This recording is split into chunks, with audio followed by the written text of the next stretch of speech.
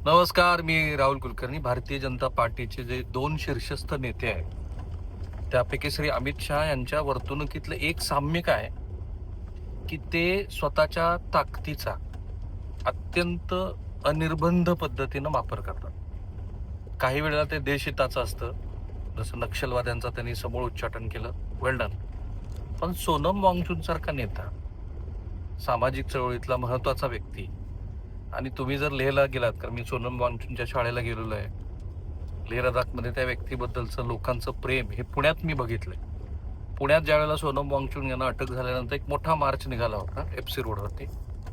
तर मला त्या मोर्चामध्ये, निषेध मोर्चामध्ये सामील झालेल्या प्रत्येक तरुण मुलीला असं वाटत होतं की हे सरकार हे किती निर्घृण आहे.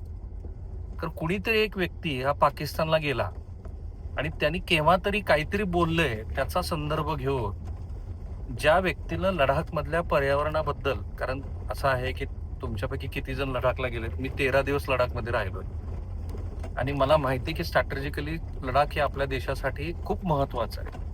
पण त्या लडाखमधल्या पर्यावरणीय हानीबद्दल जर एखादा व्यक्ती बोलत असेल, आणि तुम्ही हे सांगितलं होतं, कारण ज्या वेळेला आर्टिकल 370 रद्द झालं त्या दिवशी मी लाल चौकात उभा होतो आणि तिथूनच ह्या कलम 370A रद्द होण्याबद्दल आपण देशाच्या सुरक्षेच्या दृष्टीनं उचललेलं ते का महत्वाचं पाऊल आहे असं आपण सांगत होतो. बरं, ते रद्द करत असताना सभागृहामध्ये हे सांगितलं गेलं होतं की जम्मू काश्मीर आणि लडाख ह्या ज्या युनियन टेरिटरी, कारण ट्रायफर्गेशन होत होते, त्याला एक स्वतंत्र आणि उत्तम अशा राज्याचा दर्जा देतो. मी आता मध्यंतरी ओमर अब्दुल्ला यांच्याशी बोलत होतो ऑफ रेकॉर्डमध्ये. तर निवडून आल्यानंतर असं सरकार की जे जनतेने निवडून दिलेलं आहे, तर त्या सरकारकडं किती कमी पर्याय उपलब्ध आहेत ह्याबद्दल ओमर अब्दुल्ला सांगत होते. कारण तिथलं अजूनही सगळं प्रशासन, अर्ध्यापेक्षा जास्त प्रशासन हे केंद्र सरकारच्या हातात आहे. तिथे राज्यपाल त्यांना जसं हवं तसं ते करत असतात. आणि मग तोच धागा पकडून सोनम वांगचुक यांनी फुल टेरिटरी, पूर्ण राज्याचा दर्जा, स्वायत्ततेची मागणी आणि पर्यावरणाचा ऱ्हास अशा अनेक गोष्टीबद्दल केंद्र सरकारनं प्रश्न विचारायला सुरुवात केली. आणि ते उपोषण होतं, कारण आज केंद्र सरकारने ज्या वेळेला इतका मोठा निर्णय घेतला वांगचुक यांच्या संदर्भात, तर मी त्या अनिर्बंध ताकदीचा जो गैरवापर श्री अमित शहा यांनी सातत्यानं केला आहे त्याच्याबद्दल त्यांना हा प्रश्न विचारला पाहिजे आणि भाजपला हा प्रश्न विचारला पाहिजे की इतकी मोठी त्यांची हरॅशमेंट, त्यांच्या कुटुंबाला जे काही मानसिक त्रास सहन करावा लागला, त्यांच्या पत्नीचे बोल आणि त्याचबरोबर सर्वोच्च न्यायालयाने व्यक्त केलेली नाराजी पाहता जाहीरपणे श्री अमित शहा यांनी आणि भारतीय जनता पार्टीच्या नेत्यांनी वांगचुक यांची माफी का नाही मागावी. कारण काही कारण नसताना, कोणताही संदर्भ नसताना वांगचुक यांना कोठडीमध्ये तुम्ही डांबून ठेवलं, देशविघातक ठरवलं, पाकिस्तानचा संदर्भ दिला आणि त्या मोर्चामध्ये सामील असलेल्या एकाही तरुणाला असं वाटत नव्हतं की सरकार जे बोलतंय ते खरं आहे. म्हणून आजचा निर्णय तुम्हाला सांगतो.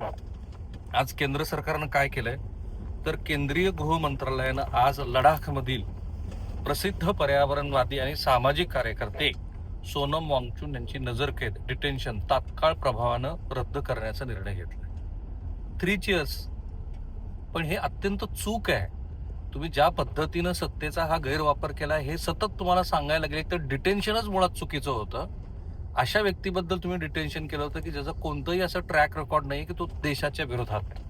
आणि हे आज का करावं लागले, हे काही त्यांना झालेली उपरती नाही अमित शहांना. हे सर्वोच्च न्यायालयामध्ये पुढे जाऊन ते तसं आमचं म्हणणं कसं बरोबर होतं हे सिद्ध करण्यामध्ये अपयश आलं असतं सरकारला. मला माहिती आहे की न्यायव्यवस्थेने त्यात नेमकं काय केलं असतं. त्यांना राजस्थानमधल्या जोधपूर कारागृहातनं तात्काळ मुक्त करण्याचे आदेश देण्यात आलेत. त्यांच्यावर लावण्यात आलेला राष्ट्रीय सुरक्षा कायदा NSA केंद्र सरकारनं मागं घेतलाय. आता ही डिझर्व अपॉलॉजी, कारण अमित शहानी ह्याच्याबरोबर जाहीर स्टेटमेंट करायला पाहिजे, जे मी आता म्हणतोय. केंद्र सरकारनं हा निर्णय घेण्यामागची काही कारणं पण आहेत. एक, शांतता आणि सलोखा, कारण आता लडाखमधली परिस्थिती बऱ्यापैकी निवडलेली आहे. लडाखमध्ये शांतता, स्थिरता आणि परस्पर विश्वासाचं वातावरण निर्माण करण्याच्या उद्देशानं हा निर्णय घेतला असं म्हणतात. अर्थपूर्ण संवाद आम्हाला साधायचा असं सांगितलं जातं. सरकारला सर्व संबंधित पक्ष आणि समुदायाला प्रतिनिधी, त्या समुदायाच्या प्रतिनिधींशी रचनात्मक आणि अर्थपूर्ण संवाद साधायचा आहे. लडाखच्या समस्येवरती चर्चेद्वारे तोडगा काढण्यासाठी हे वातावरण पूरक ठरेल असं सरकारला वाटतंय. परिस्थितीचं गांभीर्य, गेल्या काही महिन्यापासून सुरू असलेल्या आंदोलनामुळं स्थानिक अर्थव्यवस्थेवर, विद्यार्थ्यांच्या शिक्षणावर आणि रोजगारावरती परिणाम होतो आहे. हे टाळण्यासाठी संवादाची दारं खुली केली जात आहेत. मला थोडा संशय असा आहे की जे ओमर अब्दुल्ला सांगत होते की आता निवडणुका झाल्यात, शांततेच्या मार्गाने पार पडल्यात, लोकांनी त्यांचा कौल दिलेला आहे. अशा वेळेला एक संपूर्ण राज्याचा दर्जा देण्याच्या दृष्टीनं जर सरकार पाऊल उचलत असेल तर त्यातले जे जे कोणी सहभागी घटक आहेत त्या सगळ्या सहभागी घटकाबरोबर संवाद साधायचा आणि हेतू साध्य झालाय. कारण जेव्हा ते उपोषण सुरू झालं होतं सोनम वांगचुक यांचं, त्यानंतर कायदा आणि सुव्यवस्थेचा प्रश्न निर्माण झाला होता. पण तो काही सोनम वांगचुक यांच्यामुळे निर्माण झालेला नव्हता. ते जे त्यांच्या भाषणाच्या क्लिप्स आणि ते संदर्भ सर्वोच्च न्यायालयामध्ये दिले सरकारनी, तर ते मानलेच नाहीत सर्वोच्च न्यायालयाने. उलट खूप तिखट प्रश्न उपस्थित केले. सो आता असं दिसतंय की त्या पुलाखालून बरंचसं पाणी वाहून गेलंय आणि सरकारला लक्षात आलं की आपल्याला हवं ते आपण साध्य करू शकलेलो. सोनम वांगचुक यांच्या पत्नीनं त्यांच्या अटकेला सर्वोच्च न्यायालयात आव्हान दिले, ज्याच्यावरती 17 मार्चला सुनावणी होणार आहे. त्यापूर्वीच केंद्र सरकारनं हा निर्णय घेतल्यामुळं आता कोर्टामध्ये फारसं काही होणार नाहीये. सगळ्यांना माहिती आहे की सोनम वांगचुक यांना 26 सप्टेंबर 2025ला अटक झाली होती. लेहमध्ये झालेल्या आंदोलनानंतर राष्ट्रीय सुरक्षा कायद्याअंतर्गत त्यांना ताब्यात घेण्यात आलं. लडाखला पूर्ण राज्याचा दर्जा मिळावा आणि संविधानाच्या 6व्या अनुसूचीमध्ये लडाखचा समावेश करावा या मागणीसाठी ते आणि तिथल्या विविध संघटना लढा देत होत्या. सोनम वांगचुक आणि लडाखच्या आंदोलनाची जी माहिती तुम्हाला आहे, पण तरी थोडीशी माहिती मी देतो. सोनम वांगचुक हे लडाखमधले एक प्रसिद्ध पर्यावरणवादी, शिक्षण तज्ज्ञ आणि सामाजिक कार्यकर्ते. ऑब्व्हियसली 3 इडियट्स तुमच्यापैकी बऱ्याच जणांनी बघितलंय. सोनम वांगचुक जेव्हा आमच्या ऑफिसमध्ये आले होते त्यावेळेला मी त्यांना विचारलं की तुमची तुमच्या चित्रपटाबद्दलची प्रेरणा जी आमिर खान आणि निर्मात्याला, दिग्दर्शकाला मिळाली नागपूरकर, तर ती प्रेरणा होती का? त्याच्याबद्दल ते अत्यंत नम्रपणे म्हणाले की मला खरोखर माहिती नाहीये, पण त्याच्या निमित्तानं विज्ञानवादी दृष्टिकोनाचा प्रसार झाला. आणि तो जो शेवटचं दृश्य आहे ज्या ठिकाणी तो, कारण सोनम वांगचुकचीच सही आहे तिथे, आमिर खाननी ती केलेली, ती प्रतिकात्मक जर आपण बघितली तर तो शेवट पण फार उत्तम आहे. पण त्या व्यक्तीचं मोठेपण असं की त्याने अत्यंत नम्रतेने सांगितलं की नाही, माझ्यावरती तो आहे असं मला वाटत नाही, किंवा त्याचं क्रेडिट पण कधी सोनम वांगचुक यांनी घेतल्याचं मला दिसलं नाही. अर्थात हे आंदोलन पर्यावरणाच्या संरक्षणासाठी पण होतं, कारण लडाखच्या ज्या हिमनद्या आहेत, ग्लेशियरचे झपाट्याने वितळत आहेत. मोठ्या औद्योगिक प्रकल्पामुळे तिथं परिसंस्थेला धोका निर्माण झालेला आहे असा वांगचुक यांचा आरोप होता. त्याशिवाय लोकशाहीचे हक्क, केंद्रशासित प्रदेश झाल्यानंतर निर्णय घेण्याचे सर्व अधिकार प्रशासकाकडे, LGकडे एकवटलेले आहेत. तिथे बरेच मराठी अधिकारी आहेत.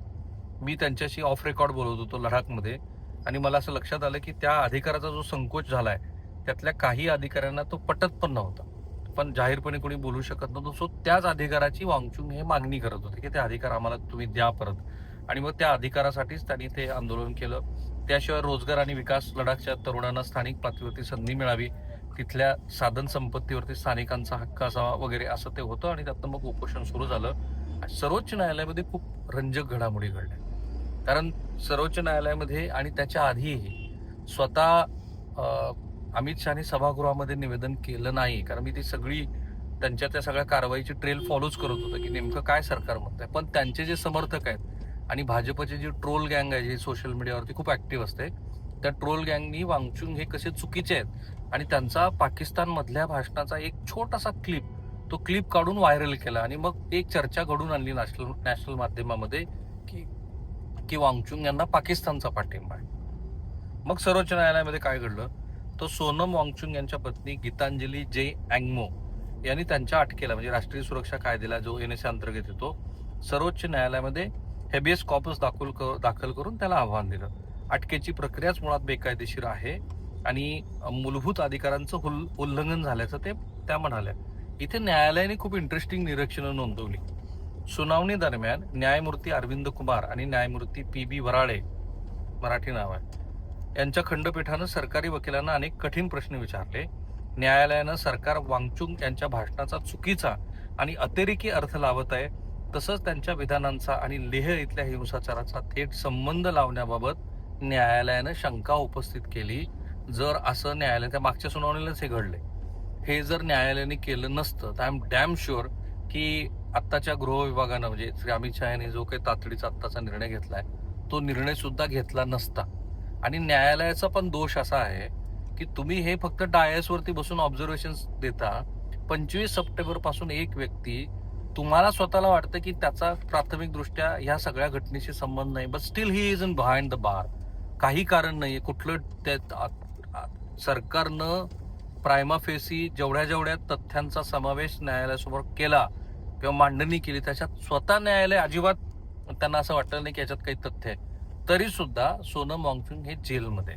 तर न्यायालयानं सुद्धा सुमोटो, आणि खास करून कनिष्ठ न्यायालयाबद्दल मी हे समजू शकतो, म्हणून तर मी म्हटलं अरविंद केजरीवालच्या प्रकरणामध्ये भाजपचा जो खोटारडेपणा उघडकीस आणला त्या कनिष्ठ न्यायालयानं, ती फार महत्वाची गोष्ट होती की संस्थांचा गैरवापर कसा केला जातोय. तसं धाडस जर कनिष्ठ न्यायालय दाखवू शकतं तर सर्वोच्च न्यायालयाने वांगचुक यांना आधीच सोडायला पाहिजे होतं. सरकारनं स्वतः तो मागं घेण्यापर्यंतची वाट कशी तुम्ही बघितली?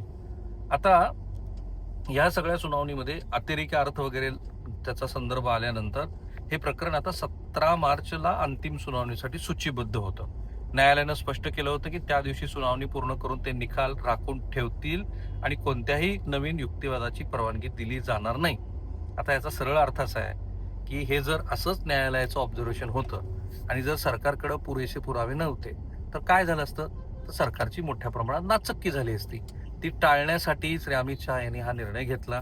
आता त्यांचे जे समर्थक आहेत ते ढोल बजावतील, बघा सरकारने कसं वांगचुक यांना बाहेर काढलं वगैरे असं म्हणतील. मी पुन्हा सांगतो की तुमच्या चांगल्या गोष्टींचं निश्चित कौतुक करू, पण हे जे बेकायदेशीर वागणं आहे आणि इतक्या मोठ्या माणसाला तुम्ही सरळ जेलमध्ये डांबता, तर यांनी तुमचीच नाही तर त्या सगळ्या प्रणालीतल्या व्यवस्थेतल्या संस्थांची पण विश्वासार्हता धोक्यात येते. तुमच्यापैकी असे ज्यांना वाटतं ना, त्यांनी या व्हिडिओच्या कमेंट बॉक्समध्ये टाका. बाकी जे समर्थक आहेत ते तर नेहमीप्रमाणे बोलतीलच जे काय त्यांना बोलायचं. थांबूया.